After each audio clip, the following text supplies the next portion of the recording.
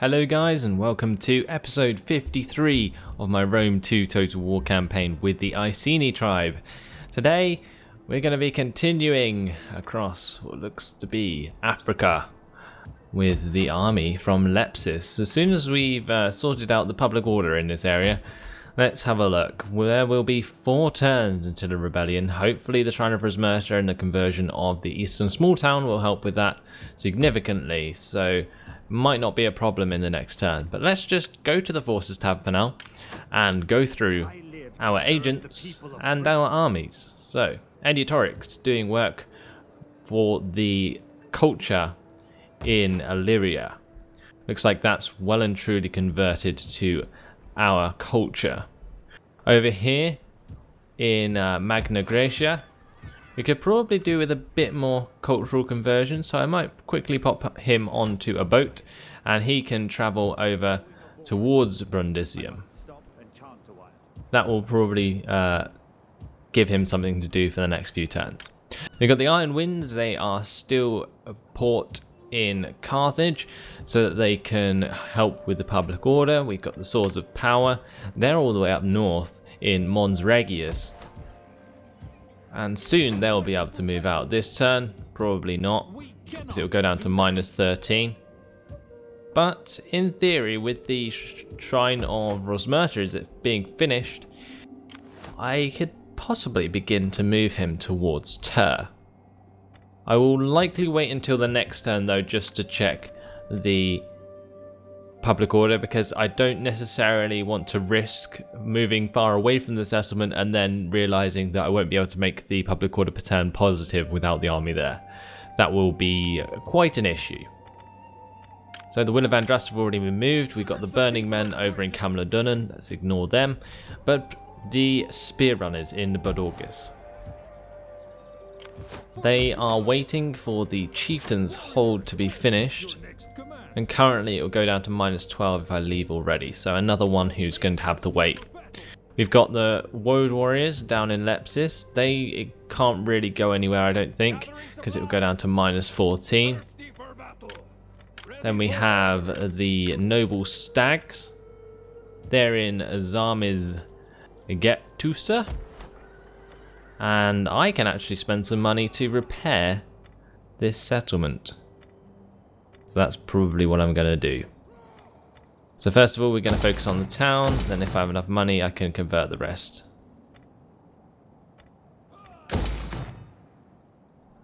Probably going to repair that before I repair the farm, because the meeting hall will give me public order, which will allow me to move the army out sooner. Then that is the Noble Stags done, so the Consuls of Morrigan have already moved, and Abraucus' Vanquishers waiting to move towards Malva. So let's not keep them waiting and head towards Malva, who will be our next target of attack. Mists of Doom, they took out an army on the cliff edge here in the last turn. And now they can head more east, possibly down towards Africa, so that we can hit the enemy at Cyrene. I think I might do that. So let's stick them to Force March, and we can get them onto a boat and begin to travel them towards Cyrene.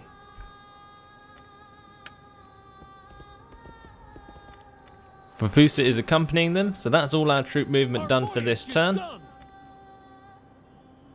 Let's move on to the next one.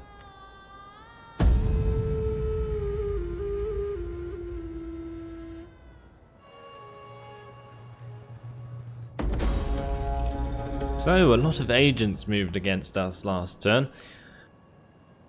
Hidden agent exposed though, Editorix and Pennios.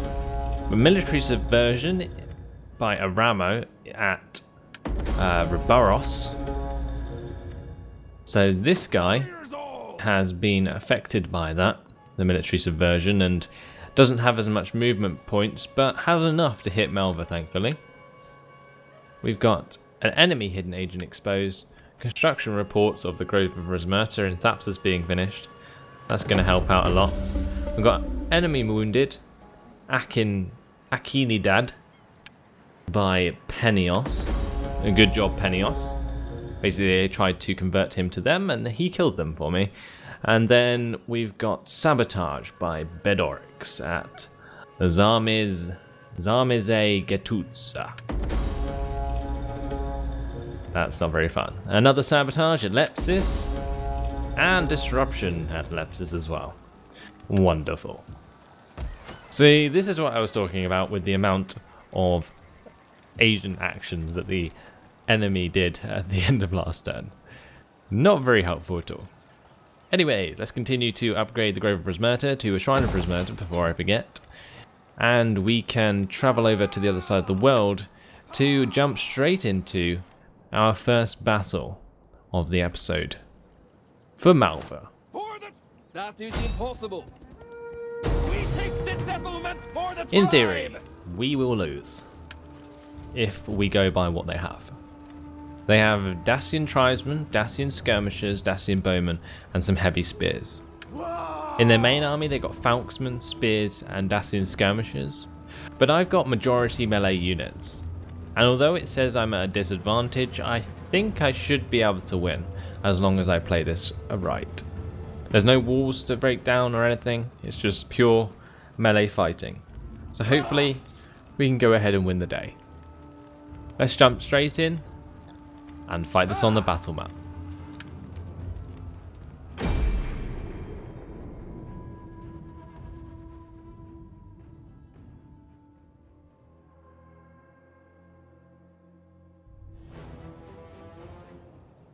So we're going to keep the weather conditions dry possibly, although fog would be extremely helpful for this battle, but dry it is. Get the sun to go away and we'll do it in the evening. So, sword band, spear band, and Britain skirmishers are what make up the majority of my army. And to take over this settlement, it looks like I'm going to have to travel up here with possibly some men on this side. I want to concentrate the majority of my forces though to overwhelm the units they have less of.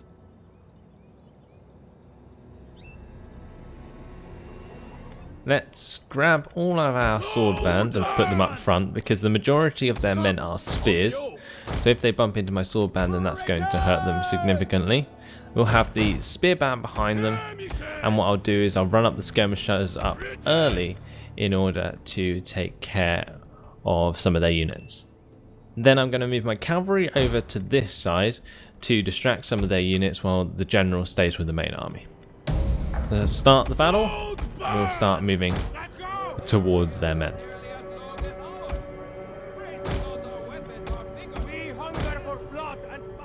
Now what I'm going to do before my army arrives is run forwards my skirmishers. I'm going to use these with Fire of Will off to throw into their front formation. So it looks like these heavy spears are going to be the first target of these men. I'm also going to actually turn off skirmish mode, and I'm going to do it manually.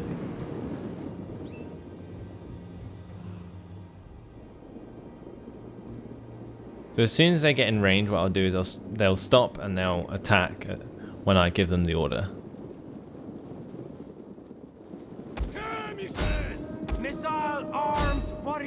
Here we go. They're going to stop. They're going to attack. Brilliant. And that's going to whittle down these heavy spears at the front. I've also got a few of my skirmishers throwing into these Dacian tribesmen. This heavy spears unit though taking a hell of a beating, down to 130 men. And what I'm going to do to increase the amount of damage that I'm dealing is actually run my skirmishers forward a little bit more and throw into their back lines. That should help out significantly.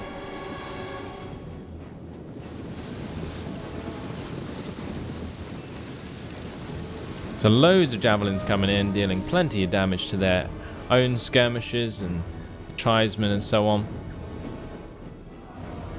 We're really whittling down some of these units. Gonna have to retreat these skirmishers before they get charged. And then I'm going to run my sword band forward to intercept the unit. Ready. There we go, and with that done, we can begin to run the rest of the sword band forwards. And we've already broken one unit.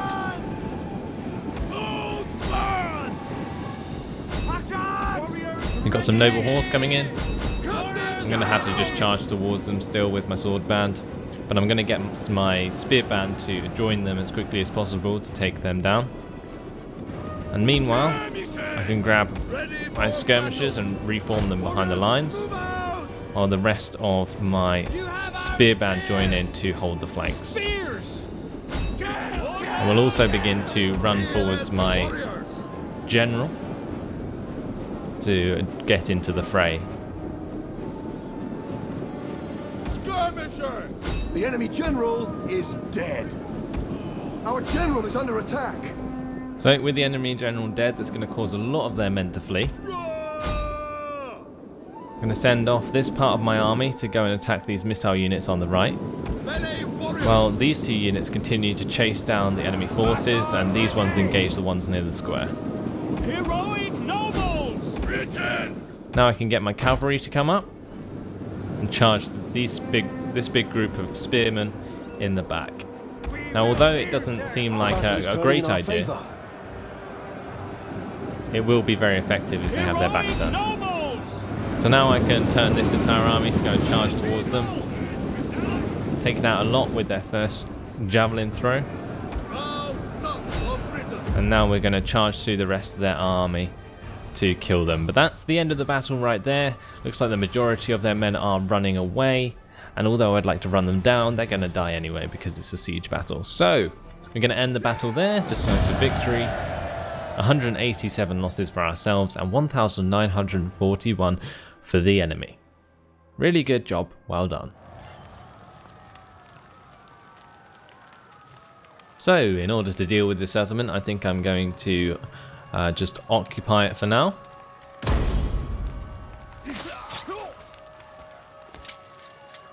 And we take control of Malva. Brilliant. So, Getae is going to finish off repairing their farm. But it doesn't look like we have to do anything in Malva, although I will probably change this bronze furnace to something else. I'm going to dismantle it because it's giving us -10 public order per turn through Squalor, and I've already got one in Getae Getae. I really need to stop pronouncing that. I said to myself I would stop it last episode, but I've sort of worked out how to say it, so I'm going to keep saying it, I guess. Now, we have an army up here, the Glory of Epona, owned by the Getae. We have the noble stags nearby, and we can probably use them to take out this army. All they'd have to do is quickly step outside and kill them. This army is full of spears. They got some Dacian skirmishers, some Falksmen, no doubt some heavy spears as well. How can I help? Let's do that. We don't want the Getae to go down and take back Malva or even take Getae Getae. So I'm going to go and attack them with this army. For the drive! For We shall Britain! sally forth and kill them. This is actually an ambush on our part because they're in forced march stance. They did not see this coming, and thus we should have an epic victory on our hands. Let's jump in and fight this on the battle map.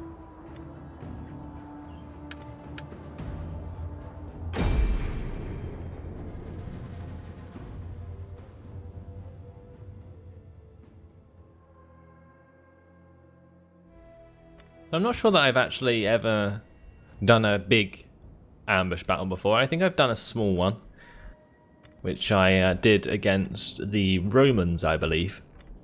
But I've never done a big one.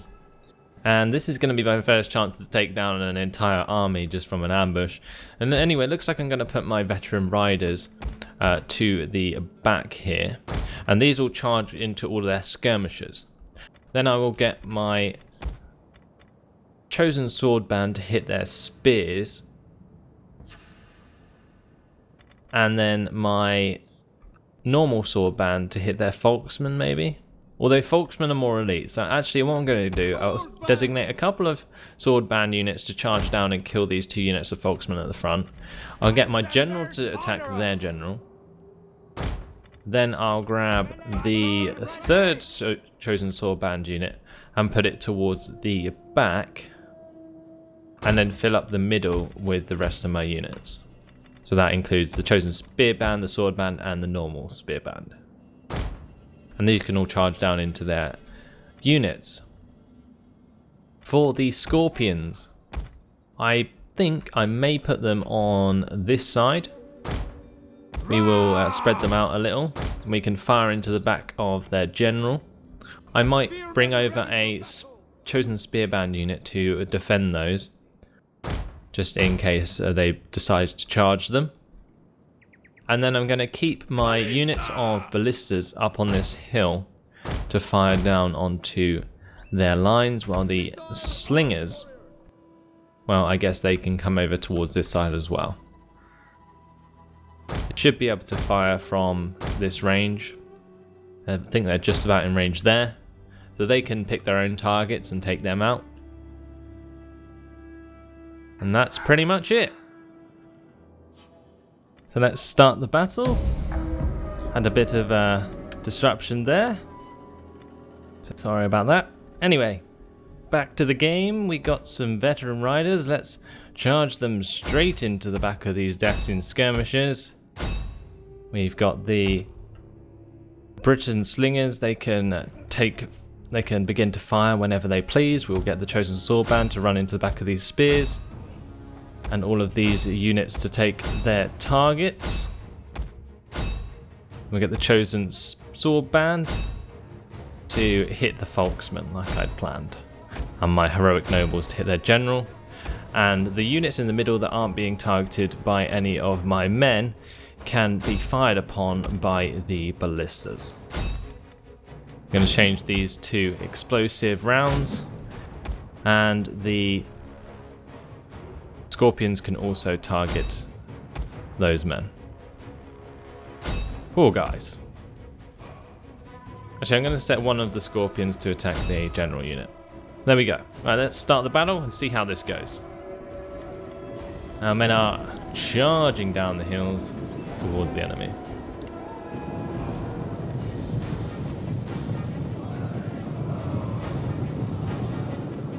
So their skirmishers are going to be disintegrated by my cavalry. Unfortunately, one of my veteran riders actually got caught out, but did manage to deal a lot of damage to the spears in the charge.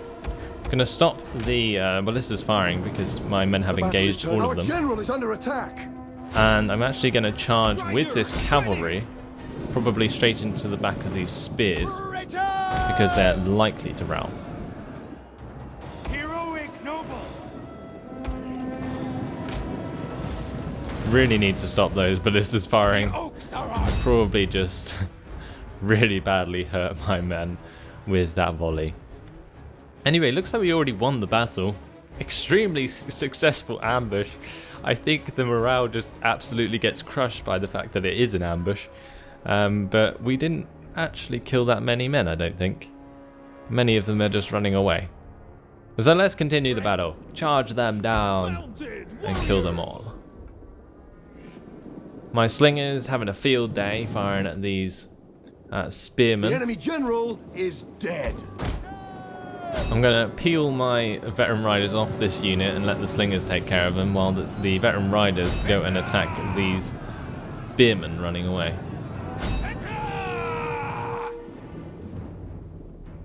Okay, and then after we've ran down the rest of this unit, we can finish the battle, because it looks like actually a lot more men died than I thought they did. Anyway, our veteran riders will make sure that none of them survive. And these scorpions can fire onto these spear units that are still running away.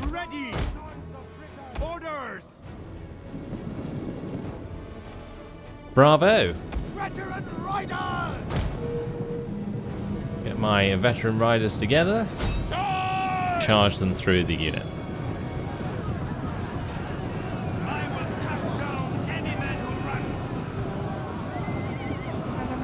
So that guy gets stabbed in the chest. That's pretty much it. A successful ambush. Let's go ahead and quit the battle for a decisive victory, which left me with 134 losses to their 2,063.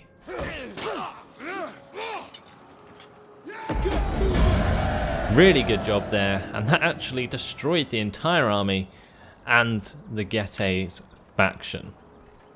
Brilliant. So, taking Malva and killing that army destroyed the Getae in one swift turn. And now we can move on to take Petrovdova, or Petrodova, off the BFE. But before we do that, we need to get the army back into Zarmize Gatusa, for they rebel completely. Alright, let's go through the event messages for this turn. Trait gained. +2 Hellenic cultural influence. That is not good. +2% research rate faction-wide. That is good. But it's Korilos, this guy. I don't like having that influence. Doesn't matter anyway. We're going to send this army across the seas towards Cyrene. Then, what are we going to do about this enemy fleet? Well, we've got this army near Lepsis. I'm not sure that we're actually going to be able to use it to attack. Something went a bit wrong there.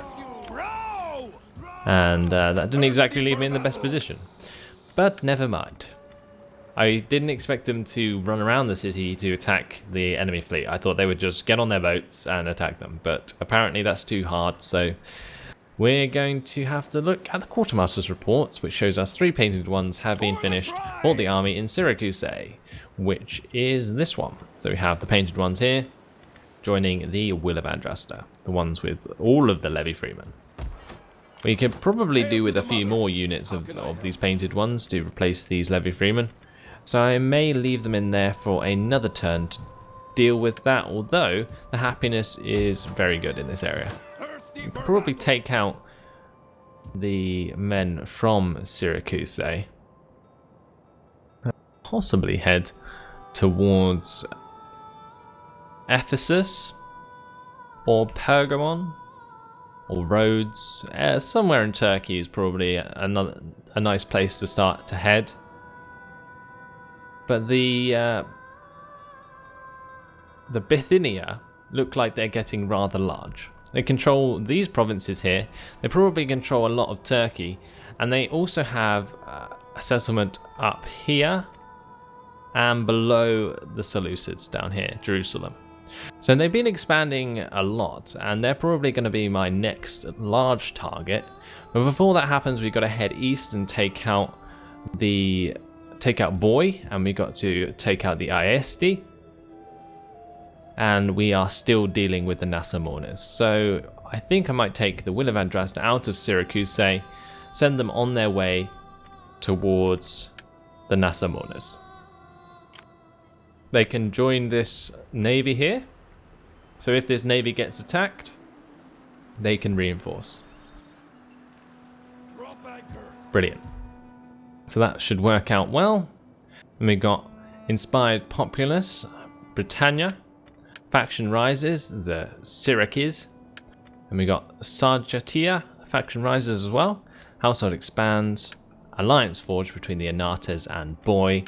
We've got a motivated populace in Caledonia at Hibernia, and then we got a sabotage attempt by Maros to Zarmize Gatusa. Enemy wounded, Passia, with the target Zarmize Gatusa.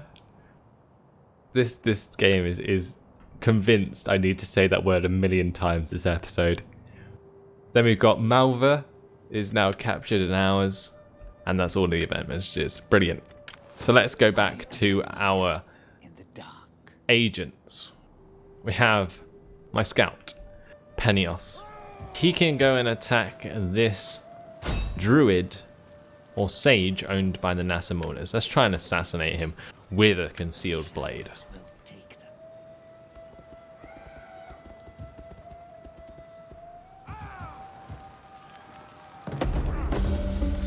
Awesome. Job done. So basically sages, druids, any diplomat kind of character has an inherent weakness against scouts, but scouts have a weakness against warlords, and warlords have a weakness against the druids. That's how the agents work. So using my scout to kill him rather than the warlord was probably a good idea. Then we've got Adiatorix up here. Now he can continue to sabotage these armies. We're going to poison the provisions of the big army. And it looks like that was successful. So a good job there. And he has increased in rank. Few can match me. What we're going to do is give him mass poisoning, because that's literally just what he did. Then we're going to go to Katios, What do you wish of me? who can continue past Sidamus. Now he's already converting the culture towards Garama. And what I'll probably do is I'll sit him next to Garama and we can see what's going on down there. And we've got a Nauni who can finally get next to Carthage and start converting the culture here. And I will continue her down the coast so that she can move into the next province as soon as she needs to. But every turn she will continue to convert the culture anyway. Adiatorix finishes his journey across the seas to Brundisium, where he can help make this culture 100% Celtic. And Cladeos, near Badorgis, can continue with his cultural conversion. Up here I'm going to set him to administration to increase his rank.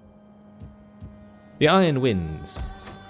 It doesn't look like they're going to get upgraded anytime soon, although warrior aristocracy is finished in 2 turns. Once that's completed, I can move on to the crew training, or I think it's shallow keel, which will allow me to create harbours and thus new naval units. Hail to the mother! The Swords of Power. Can they move out of Mons Regius now? Journey complete. Goes down to -6. Let's have a look at the provincial instability.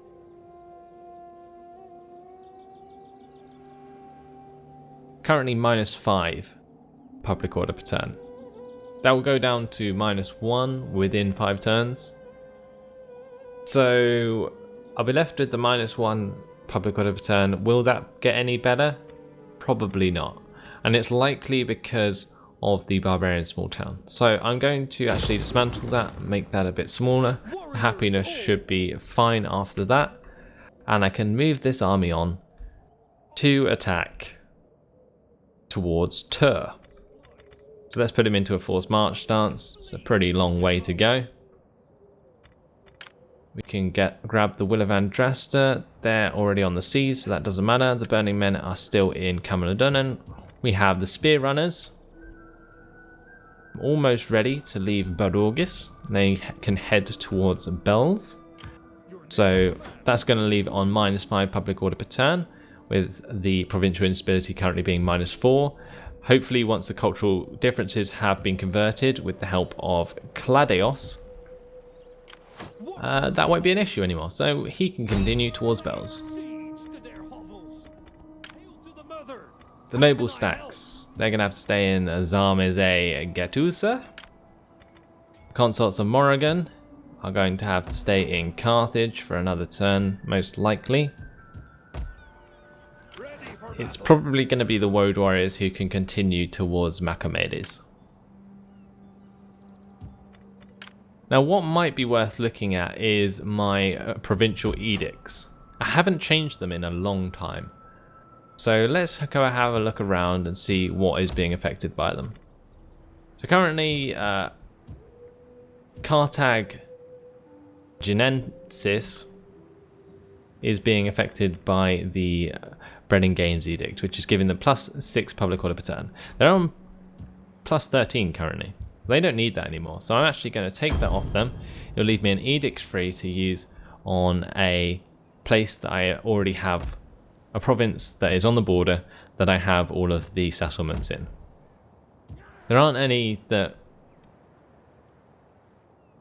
many, I don't think, that are actually complete that I could use it on. But maybe putting it in Pannonia for now might be a good idea to increase the happiness. There we go. We can look elsewhere. Try and find another provincial edict that we can use. Now I think if you go into the province tab, maybe it tells us here whether we're using an edict or not. It does not, so that doesn't help. There is one in Celtica though, although I believe this is the only thing that's keeping them happy. Because currently it gives +4 public order per turn, and they're +6, so nope, maybe not, I'm wrong. We can possibly move that on, although it looks like I'm going to keep that there for a while. There is a provincial edict further south, I believe. Nope. There should be about, I think, 4 public edicts I have access to. If we go to our faction, we can have a look. We can have 4 provincial edicts. And we're currently using all of them. So there must be somewhere. I'm looking around the map and it's lovely and laggy. Where are they? Ah, there's one in Suabia. That's providing +6 public order per turn, and it's currently on +8, so that can stay there for now, I believe. Although I could change it to +5% tax rate. No, don't think I'm going to go there just yet. And there is also one in Pannonia. Actually, that's the one I just added. Of course it is. How silly of me. I think we will forget about that for now. If I spot a provincial edict, I will question it. Because that has unfortunately been my time. So, hopefully you enjoyed the couple of battles we had today. We took Malva for ourselves and we ambushed the Getae to absolutely wipe them off the face of the earth. So hopefully you guys enjoyed it. Thanks for watching, and I'll see you in the next episode. Goodbye.